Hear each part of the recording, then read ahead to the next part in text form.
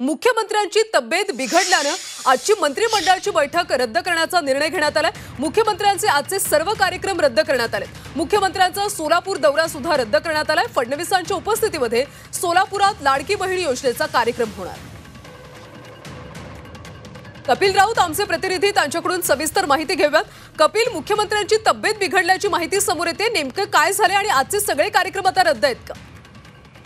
नक्कीच मुख्यमंत्र्यांची तब्येत जी आहे ती बिघडलेली आहे, ओव्हर एक्झर्शन झालेलं आहे असं डॉक्टरांचं मत आहे। त्यामुळे त्यांना आराम करायला सांगितलेलं आहे। ते वरच्या निवासस्थानी आराम करत आहेत।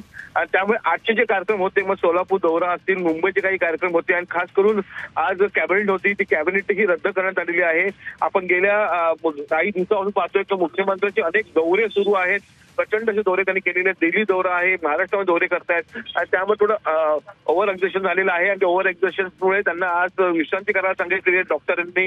फॅमिली डॉक्टरांनी तो सल्ला दिलेला आहे आणि त्यामुळे ते आज विश्रांती करत आहेत। त्यामुळे आजचे जे कार्यक्रम होते मुख्यमंत्र्यांचे ते सर्व रद्द झालेले आहेत। धन्यवाद कपिल या सगळ्या सविस्तर माहितीसाठी। तर मुख्यमंत्र्यांची तब्येत बिघडल्याची माहिती समोर येते, त्यामुळे मुख्यमंत्र्यांचे आजचे सर्व कार्यक्रम रद्द करण्यात आले।